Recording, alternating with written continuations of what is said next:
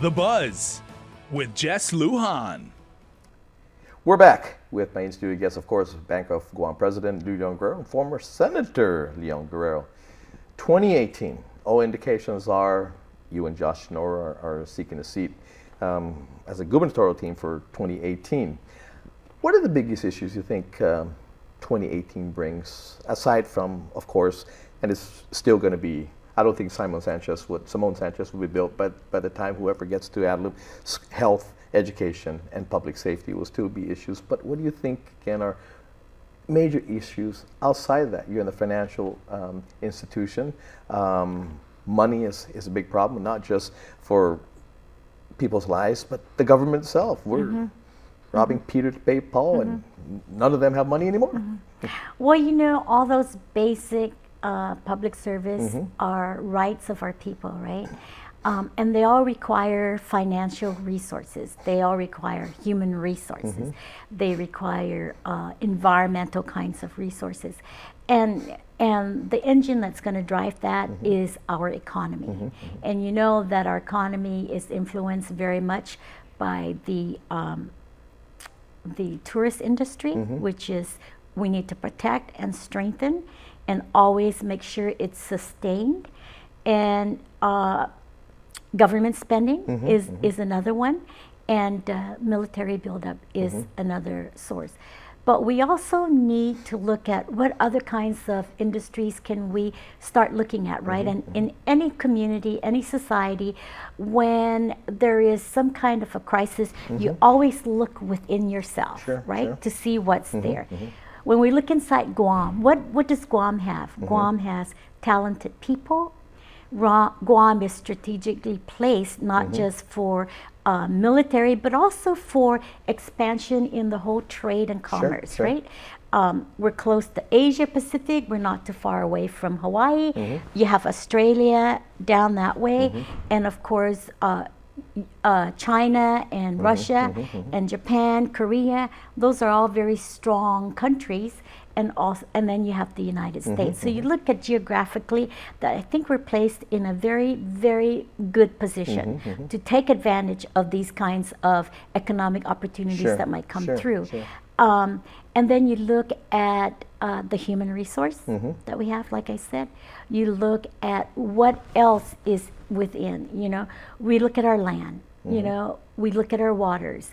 So if you start looking at that, what do you see? You see human resources that we need to invest in, so we have a educated labor force, right? And one of the biggest concern right now is labor. The H2 workers, I think, is a temporary solution. We need to immediately resolve that so construction and business can continue on.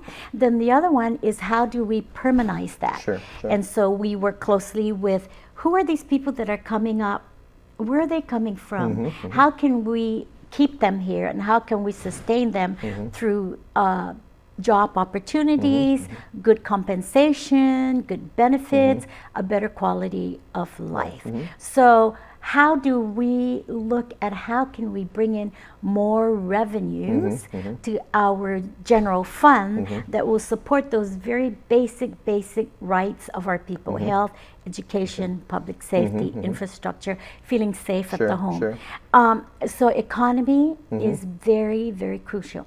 And how do we balance, right, our expenses, our spending, and what's coming in? If we feel we need to spend more because there's a need, then we need to look at how we can bring more revenues into the general How fund. about cost containment? How about That's important too, cost containment.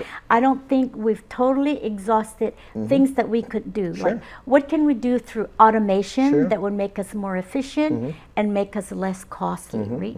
What can we do with different products, different services, or can we outsource stuff? Is it going to be more cost effective to outsource versus bringing in? What can we do to continuously train our people, right? Because trained, educated, loyal, committed employees will decrease your costs. You know, they will decrease your costs. One of the things I look at about cost containment, we're good in building, okay? We're excellent in building. Yeah, we want to build everything, okay? But we build schools. I mean, $100 million schools, $70 million schools, and all that. But we're building a school. But what we don't fund it with the latest up to date materials that need to be had. I was watching actually it was yesterday in regards to this hall that was supposed to be built in Taiwan. And it was a building that is beyond architectural engineering. It's brand new. And it started off with I think 70 million with changes. It took 10 years to build. I think over 100 million. And I said, man, we're building schools at that amount. But it's not the high tech. It's the shell basically, and still don't have books.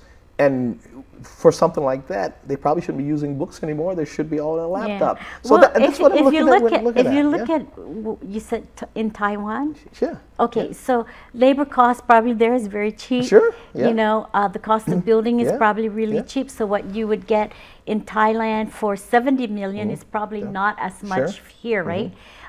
But the greater concern is maintenance. How do we keep it going? Sure. And I know that there's been several programs where here in Guam, Okdu is one of them, where a company built that. They're now maintaining that. it, yeah. That's all part of the lease program. Sure. So there are options and there are good options that we can use to continue on the life of a building, and so that it continues to be productive, has the outcome. So when I was thinking about, I mean, I get really excited when I think about these things because I see it as a puzzle. I see it as a big challenge, and I feel that I am very capable to meet that challenge, but I needed help. And so I started thinking, well, who would be my lieutenant governor? And I've known Josh Tenorio because his family is from Sinahanyan, just like my family, and we grew up together. I didn't grow up with Josh because he's a lot younger than I am, but his family. And I've always looked at Josh from a distance, and I've always said, wow, that guy is going to make himself good in one of these days, right? He's going to be a very prominent member of the society, of the community. He's smart, he's action-oriented, he's very logical in his thinking, he's approachable, and so when I thought about him as lieutenant governor, I called him up and asked him if we could meet, and for over almost a year we were meeting. We would talk about our issues, we would talk about what he wants to do, what I want to do, and he was actually very humbled by me asking him to be my lieutenant governor. When the 28th Guam legislature, I asked him to be my chief of staff. When so you know his value. Yes, when we were majority, but he turned me down because he said, my dad would turn over in his grave. Because he's Democrat. Because he's a Democrat. but I did ask him to be my chief of staff, and he became Randy Cunliffe's chief of staff. Became Randy Cunliffe. And did a really good job for right. Randy. But I told him I would not hold that against him. And he's a certified court administrator. Sure. One of the things, you know, attorneys are very critical. One of the things that I did when I was thinking about him was I asked attorneys, what did they think of him? Because they've had interactions with him as the court administrator, and they have nothing but good things to say about him. So he's going to complement our team, right? We're going to be so gelling together on our agenda. We are about our agenda is about reputation of integrity. It's about the government's reputation for trust, fairness, equity. We want to be that. We want to make that reputation of our government, right? We're not in this for political careers. We're not political careers. He's worked as a public official in various high places. He was the Deputy Chief of Staff for Governor Guterres' administration the first time around.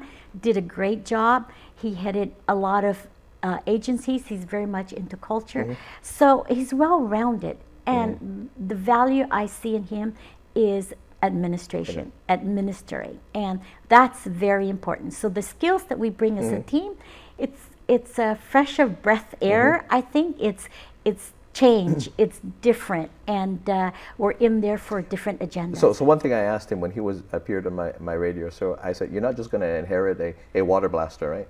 You're not just going to be the keeper of the seal and, No.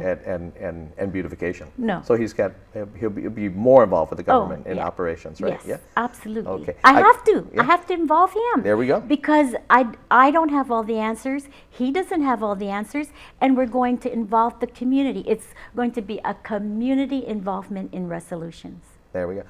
Got to take a quick break, and then we'll be right